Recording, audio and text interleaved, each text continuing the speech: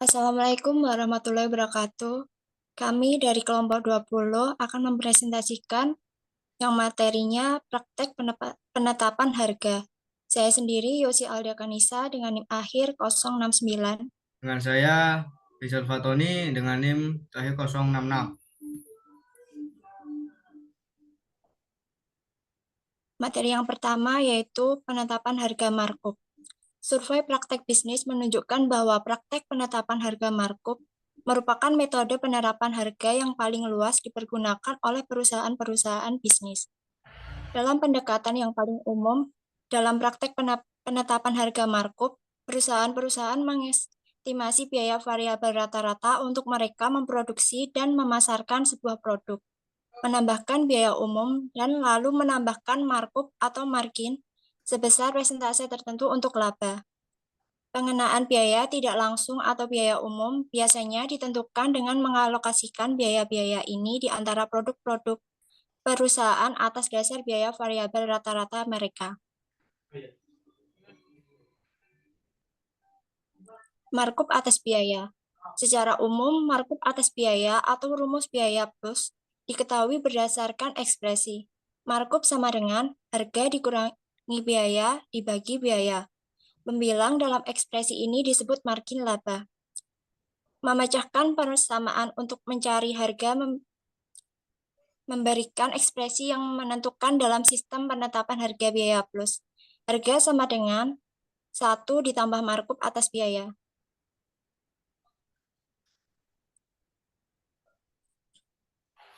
Markup atas harga. Margin laba atau markup kadang-kadang dihitung sebagai persentase dari harga dan bukan dari biaya. Cara alternatif untuk mengekspresikan margin laba ini dapat diilustrasikan dengan rumus markup atas harga. Markup atas harga sama dengan harga dikurangi biaya dibagi harga. Seperti dalam rumus markup atas biaya, pembilang dalam rumus markup atas harga adalah margin laba. Tetapi biaya diganti dengan harga dalam penyebut. Untuk mengkonversikan dari satu rumus markup ke rumus lainnya, cukup gunakan ekspresi berikut ini. Markup atas biaya sama dengan markup atas harga dibagi 1 dikurangi markup atas harga. Marka atas harga. Markup atas harga sama dengan markup atas biaya dibagi 1 markup atas biaya. Walaupun penggunaan rumus penetapan harga markup yang tidak sesuai akan mengaruh pada keputusan manajerial yang tidak optimal. Perusahaan-perusahaan yang berhasil umumnya menerapkan metode ini dengan cara yang sepenuhnya konsisten dengan maksimasi laba. Pada kenyataannya, penetapan harga markup dapat dipandang secara pendekatan umum yang efisien untuk menetapkan harga yang optimal. Diskriminasi harga. Diskriminasi harga terdapat ketika kelompok pelanggan yang berbeda dikenakan harga yang berbeda untuk produk yang sama, atau ketika perbedaan dalam harga tidak proporsional dengan perubahan dalam biaya untuk sebuah perusahaan untuk dengan beberapa produk. Dengan kata lain, diskriminasi harga terjadi ketika harga produk perusahaan di pasar yang berbeda tidak berkaitan dengan perbedaan dalam biaya produksi dan distribusi.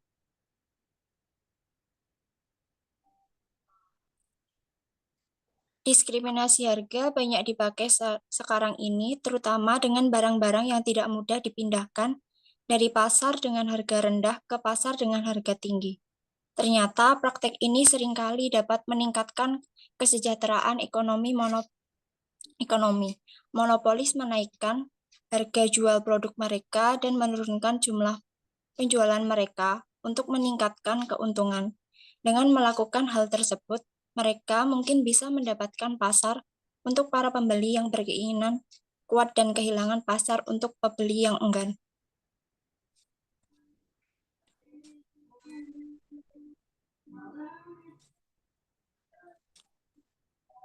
Persyaratan untuk diskriminasi harga yang menguntungkan.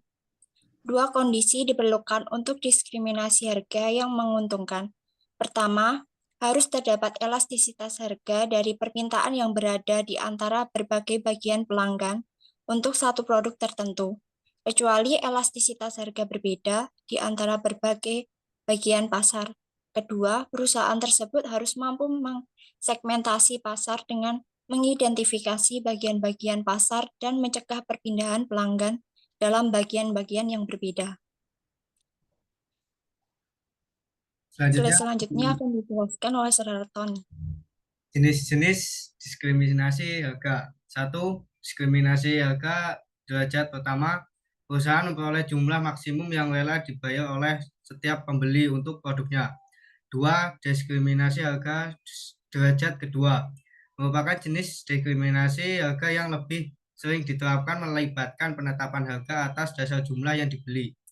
Tiga, diskriminasi harga derajat ketiga, terjadi ketika sebuah perusahaan pelanggannya ke dalam beberapa kelompok dan menetapkan harga yang berbeda untuk setiap kelompok.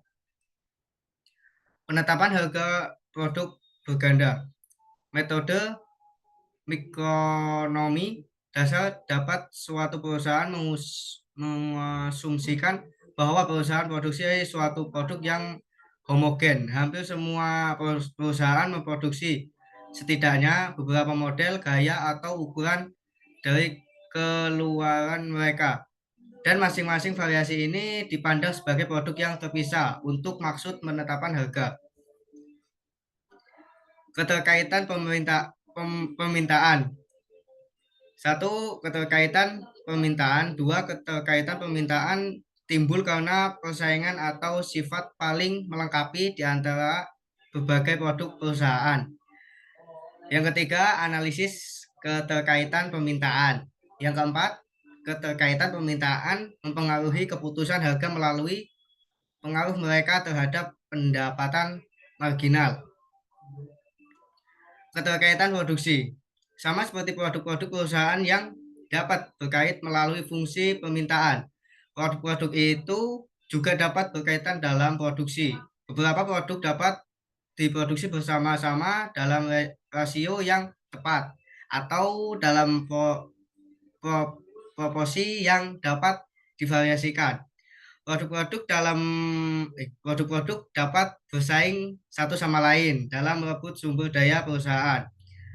Setiap dalam kasus produk-produk alternatif atau produk-produk itu dapat pula saling melengkapi. Penetapan harga dalam pasar yang mapan. Satu, positioning. Jumlah maksimum yang akan dibayar oleh pembeli untuk suatu produk dikenal sebagai harga reservasi pembeli tersebut. Penelitian pasar yang akan dilakukan dengan cermat akan bermanfaat bagi perusahaan dalam menunjukkan harga-harga reservasi untuk produk tertentu dan untuk setiap ciri yang tercukup atau tidak dalam produk tersebut. Yang kedua, strategi harga produce line. Pendekatan ini memilih markup berdasarkan estimasi elastisitas harga permintaannya secara implisit mengasumsikan bahwa permintaan akan setiap item pada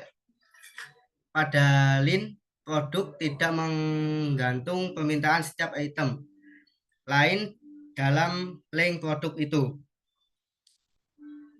Penetapan harga dalam pasar yang mapan. 3. Penetapan harga untuk menduga kualitas. Penentuan harga sebuah produk yang lebih tinggi akan meyakinkan konsumen bahwa item itu berkualitas tinggi dan menyebabkan penjualan serta laba lebih besar dibandingkan apalagi produk itu dijual dengan harga lebih rendah. 4. Penentuan harga produk dalam satu paket. Pembundelan produk adalah praktek penjualan satu atau lebih produk secara bersama-sama sebagai satu paket dengan harga tunggal. Penjualan secara paket akan meningkatkan laba yang ditempuh dengan cara menaikkan harga setiap produk apabila dijual terpisah dan menawarkan bundelan sebagai suatu paket dengan satu harga yang lebih rendah dari harga jual masing-masing komponen dalam bundel tersebut. Sekian dan terima kasih.